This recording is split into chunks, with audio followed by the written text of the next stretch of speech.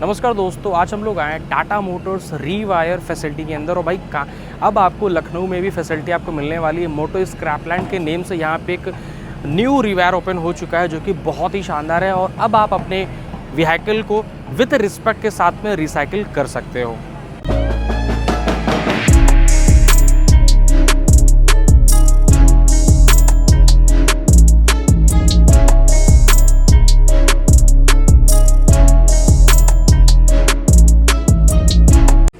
तो अगर बात की जाए रीवायर के बारे में, तो रीवायर का मतलब होता है रिसाइकिल विथ रिस्पेक्ट। रीवायर एक टाटा मोटर्स की तरफ से एक ऐसा मतलब की कदम है जो कि गवर्नमेंट के साथ में मिलकर चलाया जा रहा है, जहां पे आप अपनी कमर्शियल और नॉन कमर्शियल की प्राइवेट व्हीकल जो कि 15 साल के ऊपर हो चुके हैं, जो कि अनफिट हैं, उसे आप क्या कर सकते हो, रिस्पेक्ट के साथ में आप उसे रिसाइकिल कर सकते हो।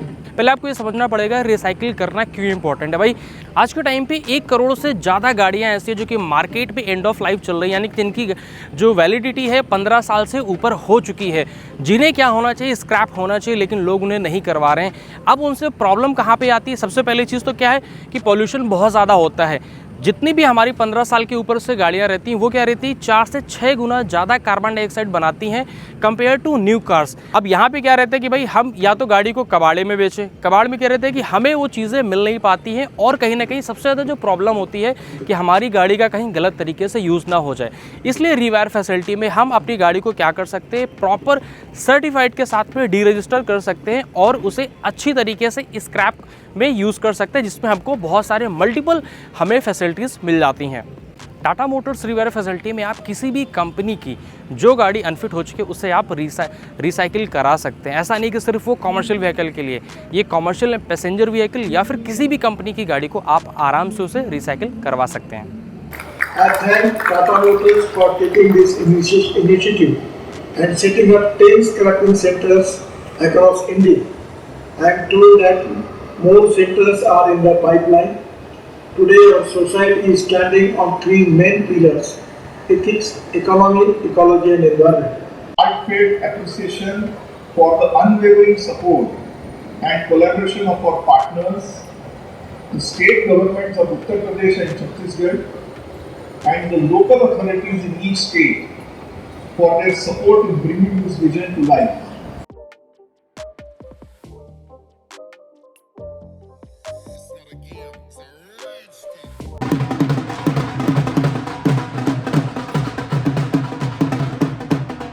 आज हमारे साथ में Rajesh Kannan sir. And sir, मैं एक चीज़ आपसे पूछना चाहता हूँ, just one thing, that what is the vision behind Tata Motors Re.Wire? So recycle with respect. हम लोग गाड़ी चलाते हैं, we treat it with so much respect. अगर पर्सनल व्हीकल भी होगा या कमर्शियल व्हीकल भी होगा, अपना लाइवलीहुड के लिए है, हमारा फैमिली के लिए है, so there has to be a respect for what it is and it's a gracious end of life. ऐसा नहीं है कि पूरा बिगड़ गया and we just leave it at the end of the road. That is one. The second thing is for the overall community as well. गाड़ी अगर life बढ़ती रहती है तो towards the end of life pollution starts becoming higher. So if you see northern India, there is so much of air pollution and pollution with noise. So I think it's a graceful exit for what has been a good purpose, for the vehicle and for us.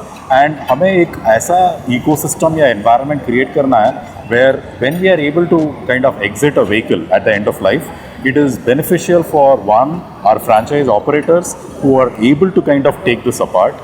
Every part which is there, let's say steel which comes out, goes back to Tata Steel for us, and from there we purchase that steel which becomes a truck again. So I think it is a graceful exit for every material that Earth as a planet, हमारी मातृभूमि ऐसा देती है कि हमें मुफ्त में देती है. We have to just mine it and then get it. To return it back to that, I think is a big one. For us, Alingana at the Tata Group level is a very big goal. 2040 में हमें net zero बनना है passenger vehicle का, और commercial vehicle का 2045 में net zero बनानी है हमारी कंपनी के लिए.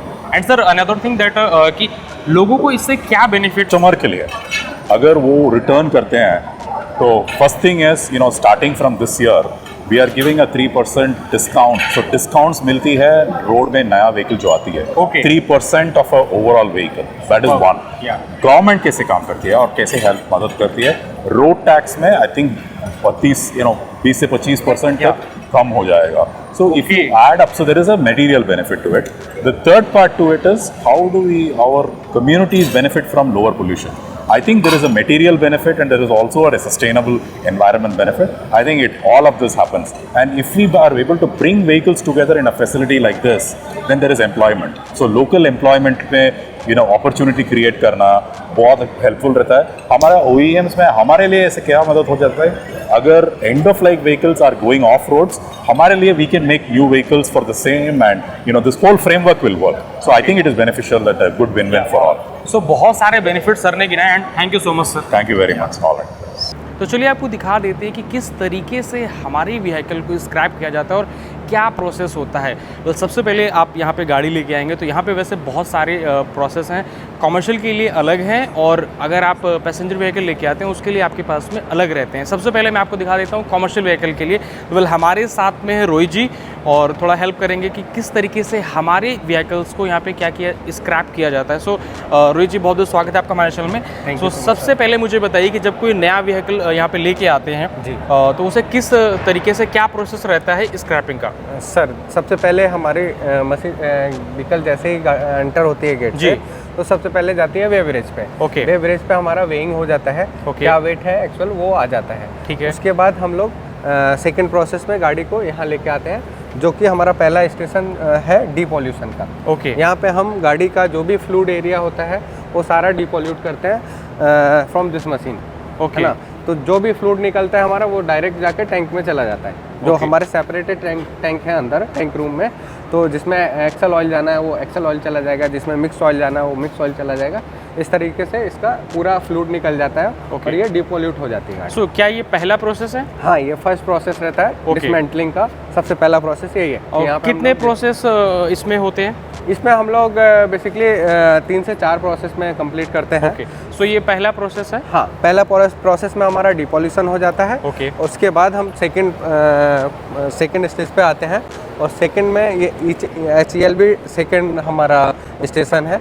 यहाँ पे ये हम आप देख सकते हैं ये हमारा सेकंड है, जहाँ पे पहला सबसे पहले जैसे आपने देखा कि जितने भी गाड़ी में फ्लूइड होते हैं उन सभी को बाहर कर दिया जाता है, गाड़ी को पूरा डीपॉल्यूट कर दिया जाता है.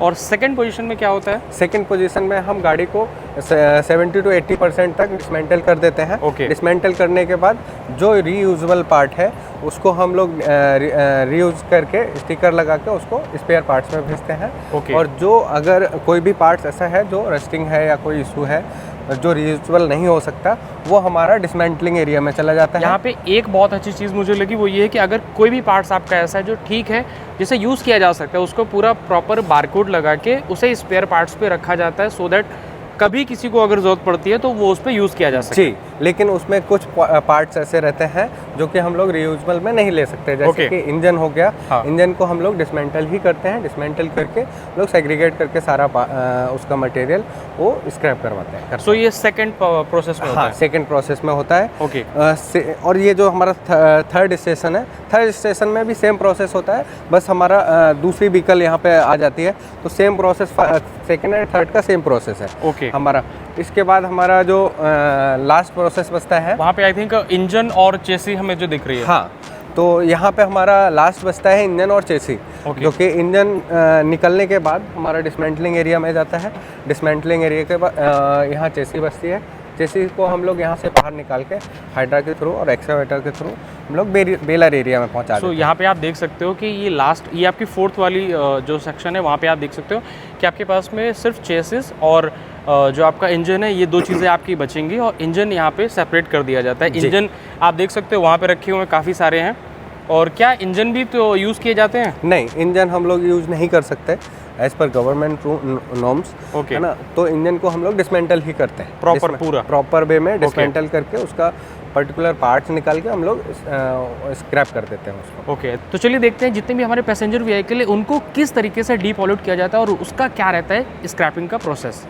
पहले अगर बात की जाए पैसेंजर व्हीकल के बारे में तो उसको जब स्क्रैप करने के लिए आप देखेंगे तो यहाँ पे भी सेम 5 स्टेशन के रूप में निकलेगी और सबसे पहले गाड़ी यहाँ पे आती है आई थिंक। जी तो सबसे पहले हाँ। फर्स्ट स्टेप यही है कि जैसा हमारा HELB में होता है हैवी लाइन में, वैसे ही हमारा इस कार में भी है कि सबसे पहले वो बेवरेज पे जाएगी, उसका वेट होगा, एक्चुअल वेट क्या है, उसके बाद हमारा ये फर्स्ट स्टेप पे आएगी जहाँ पे हम लोग डिपॉल्यूट करते हैं गाड़ी को। डिपॉल्यूट में क्या क्या चीज़ें अलग करी जाती हैं, थोड़ा सा बता सकते हैं? डिपॉल्यूट में सबसे पहले बैटरी हम हटाते हैं, आप देख सकते हैं यहाँ पे। जी बैटरी हटाते हैं। बैटरी हटाने के बाद हम लोग इस मशीन के थ्रू हम लोग सारा जो भी इसमें फ्लूइड आता है वो सारा फ्लूइड हम लोग सक करके और अपना जो टैंक बने हुए हैं हमारे उधर साइड टैंक रूम है हमारा, तो ये सारा जितना भी फ्लूइड वगैरह है ये सारा वहाँ चला जाता है। जैसे इंजन ऑयल हो गया, इसका ब्रेक ऑयल हो गया, और यहाँ पे जैसे सॉकर वगैरह हैं, शॉक अब्जॉर्बर, तो उनमें भी जो ऑयल होता है वो भी हम लोग सॉकर में होल करके और उसको निकाल देते हैं। साथ में डीजल टैंक को का ऑयल जो डीजल वगैरह होता है या पेट्रोल रहता है उसमें भी हम होल करके और उसको भी बाहर निकाल देते हैं। तो ये फर्स्ट प्रोसेस में काम हो जाता है? हाँ, फर्स्ट प्रोसेस में आपका जितना भी गाड़ी में फ्लूइड रहता है वो हमारा निकल जाता है। जी। सेकंड प्रोसेस में क्या होता है? सेकंड प्रोसेस में हमारी गाड़ी ये रिटर्न जाती है, वहाँ पे हमारा सबसे पहला वो आप आगे देख रहे होंगे, वहाँ पर हमारा पहला स्टेशन है जिसको हम ELV 1 स्टेशन बोलते हैं। तो फर्स्ट स्टेशन में बेसिकली जो भी पार्ट्स आपके रहेंगे वो अलग अलग किए जाते हैं? हाँ, फर्स्ट स्टेशन में हमारा डिसमेंटलिंग चालू हो जाता है, ये कह सकते हैं। ओके हाँ। सो यहाँ पे क्या क्या पार्ट्स अलग किए जाते हैं?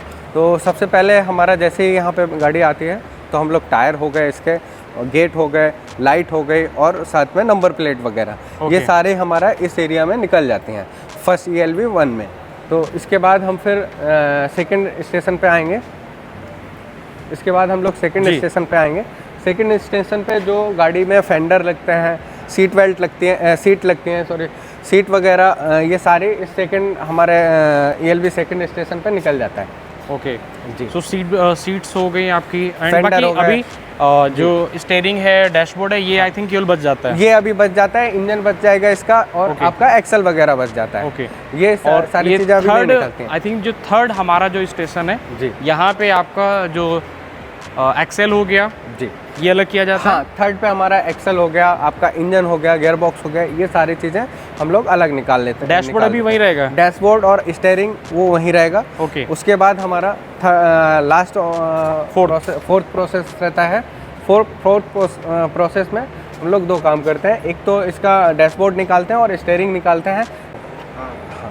फोर्थ जैसे ही कंप्लीट होता है हमारा, अब गाड़ी का 5th स्टेज में जब आती है तो इसमें सिर्फ बॉडी का सेल बचता है। ओके। बॉडी का सेल हमारा यहाँ से वापस बेलर एरिया में जाता है, बेलर एरिया से वहाँ पे कट होके बेलर मशीन में जाता है, बेलर मशीन से हमारा क्यूब के फॉर्म में ये निकल आता है। ओके। सो बेलर में जाके लास्ट में क्या रहेगा, वो क्यूबिक के रूप में आपको निकलेगा। अब यहाँ पे मैंने बताया आपको commercial vehicle plus passenger vehicle. अब यहाँ पे एक चीज़ और है कि यहाँ पे आप अपनी बाइक को और अपने 3 व्हीलर को, मतलब सभी तरीके के व्हीकल्स को आप यहाँ पे लाके प्रॉपर तरीके से स्क्रैप करा सकते हो।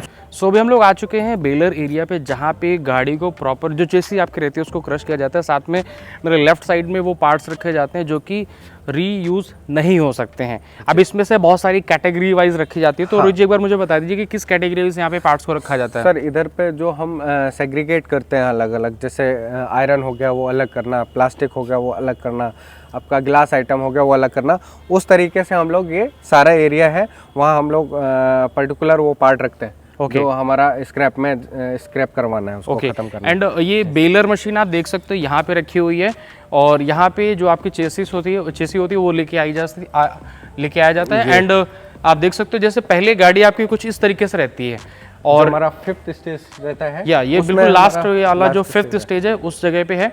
यहाँ पे गाड़ी को पूरा कट किया जाता है, कट करने के बाद में कंप्रेस करके जो वो निकलेगा, तो आपका कुछ इस तरीके से जो गाड़ी है वो आपकी निकल के आ जाती है। सो आप देख सकते हो कुछ इस क्यूबिकल पार्ट के रूप में आपकी जो गाड़ी है वो आपको यहाँ पे इस तरीके से देखने के लिए मिलेगी, और बाद में इसको अलग तरीके से यूज़ किया जाता है। ये एक क्यूब लगभग एक गाड़ी का रहता है। ओके। तो ये पूरा एक गाड़ी है आपका। सो कुछ इस तरीके से आपकी जो गाड़ी है बेसिकली वो हो जाती है। सारे पार्ट्स अगर मैं बात करूं तो बहुत ही अच्छी तरीके से विथ प्रोसेस विथ रिस्पेक्ट रीवायर, जैसे मैंने आपको बताया था कि रिसाइकिल विथ रिस्पेक्ट यहाँ पे प्रॉपर आपको किया जाता है। सो बहुत अच्छा है।